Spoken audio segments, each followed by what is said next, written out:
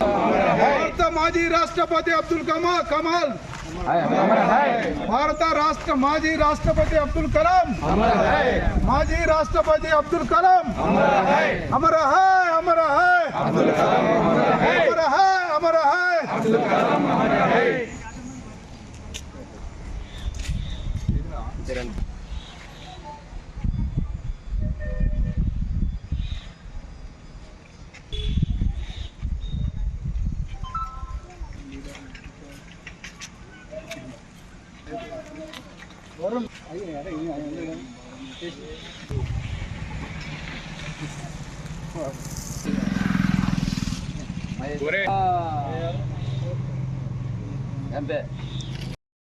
చందుర్తి మండల కేంద్రంలో తెలంగాణ స్థూపం దగ్గర డాక్టర్ మాజీ రాష్ట్రపతి అయినటువంటి అబ్దుల్ కలాం గారి వర్ధంతి పురస్కరించుకొని ఈరోజు నివాళులర్పించడం జరిగింది.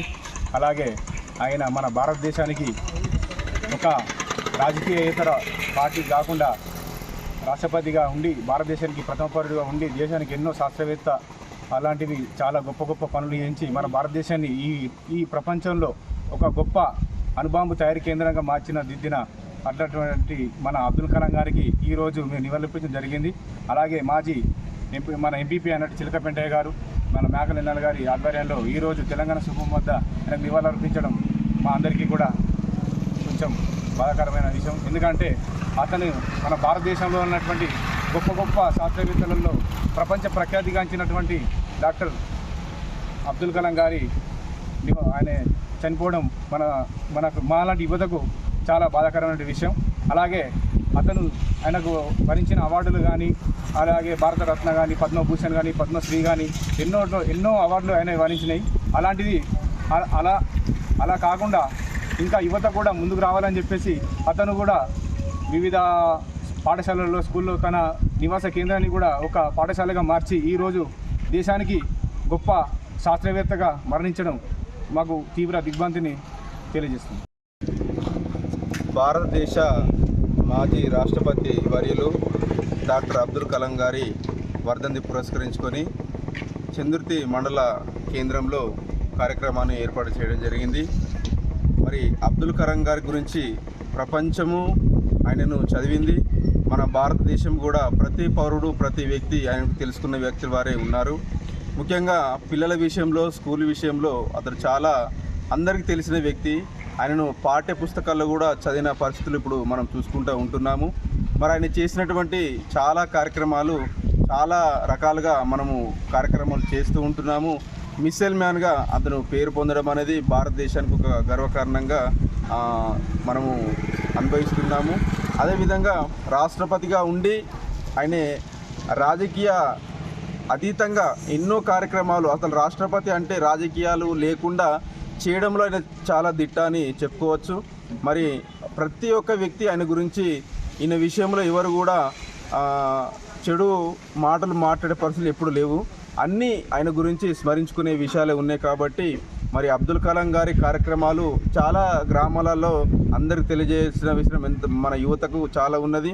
మరి ముందున్న రోజుల్లో కూడా ఆయన యొక్క చేసిన కార్యక్రమాలు ప్రతి వ్యక్తికి తెలిసే విధంగా మరి ఆయన యొక్క చేసినటువంటి కార్యక్రమాలు కూడా మనం చెప్పుకోవాల్సిందే ఉంటుంది. కాబట్టి ఈరోజు మరి అతను గుర్తు చేసుకుంటూ ఇక్కడ మరి కార్యక్రమాన్ని ఏర్పాటు చేసినందుకు మరి చిలకపెండ గారి కృతజ్ఞతలు వచ్చిన ప్రతి ఒక్క వారికి నా యొక్క నమస్కారాలు తెలియజేస్తూ ముగిస్తాను. చందుర్తి మండల కేంద్రంలో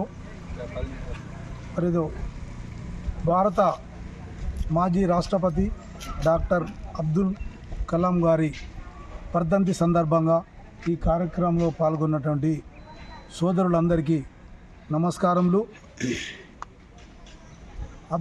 అబ్దుల్ కలాం గారి రాష్ట్రపతి అయినప్పుడు 2-3 నేను అతన్ని మీటింగ్లో కొన్ని విషయాలు విన్నాను, చాలా గుర్తున్నాయి. భారతదేశం అనేది గ్రామీణ ప్రాంతాలు అభివృద్ధి కావడానికి అంచెలంచెలుగా మేము అభివృద్ధి చేస్తున్నాం. తప్పకుండా ఈ గ్రామీణ ప్రాంతాల్లో విద్య వైద్యం అనేది తక్కువ స్థాయిలో ఉంది. కాబట్టి రాబోయే రోజుల్లో విద్య కానీ వైద్యం కానీ తాగునీరు కానీ సాగునీరు అన్నిటికీ అందుబాటులో విధంగా తీసుకొస్తాం. ముఖ్యంగా విద్య వైద్యాన్ని అన్ని రంగాల్లో ముందుకు తీసుకెళ్తామన్నారు. వారి మాట వాస్తవంగా ఆ బ్రహ్మం గారు చెప్పినట్టే నాకు కనబడుతుంది.